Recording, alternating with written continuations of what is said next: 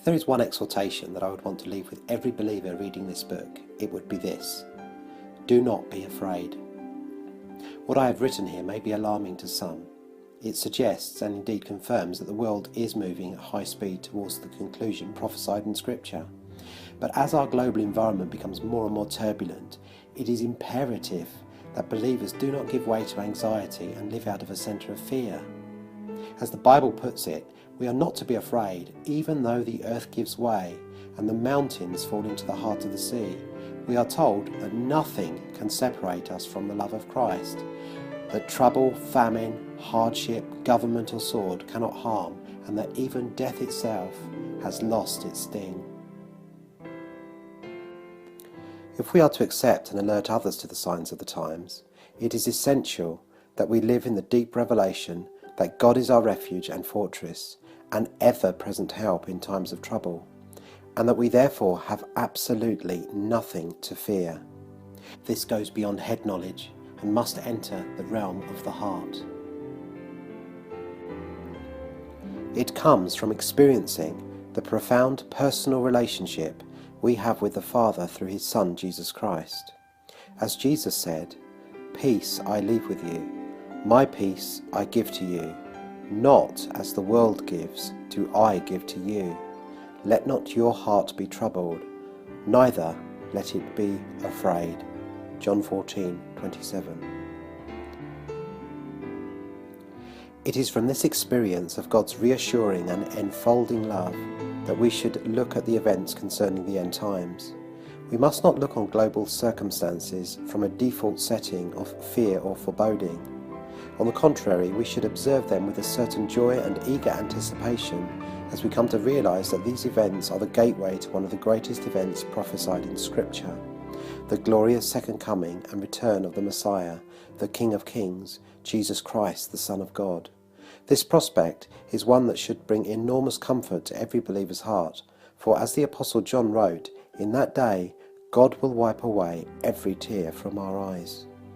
In that day there will be no more death, sorrow, or crying, and no more pain. Revelation 21:4. In that day we will be invited to live in a city without death. Let's look again at Psalm 46. God is our refuge and strength, a very present help in trouble. Therefore we will not fear, even though the earth be removed, and though the mountains be carried into the midst of the sea, though its waters roar and be troubled, though the mountains shake with its swelling. There is a river whose streams shall make glad the city of God, the holy place of the tabernacle of the Most High.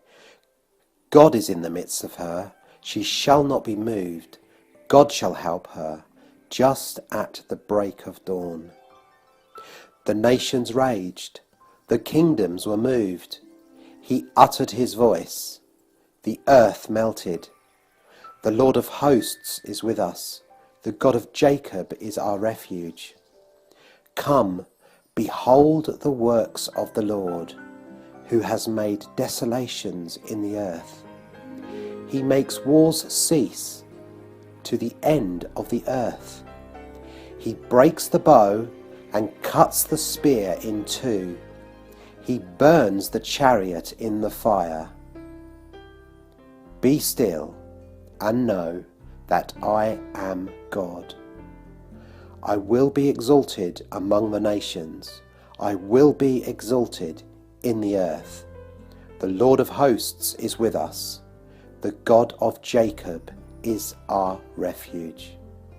Here the psalmist writes, "We shall not fear, even though mighty earthquakes strike, resulting in mountains falling into the seas. We will not fear. Even though tsunamis break upon shores and cities, altering the coastline forever, we will not fear. Even though nations may rise up against nations to destroy each other with devastating cruelty, we will not fear." Why will we not fear? We will not be afraid because, as the psalmist says, God is our refuge. He is a very present help. Our God is with us. Think about that for a moment. Though every edifice on the planet may be shaken and fall, God's fortress will never so much as tremble, and certainly will never collapse. God's fortress is mighty, sturdy, permanent, fixed, and safe. And it is into that high tower, that holy refuge, that believers are called to run. Oh, that we would have a revelation of that wonderful truth, that not only God dwells in this refuge and fortress, we are invited to dwell there too. The heroes of faith knew this.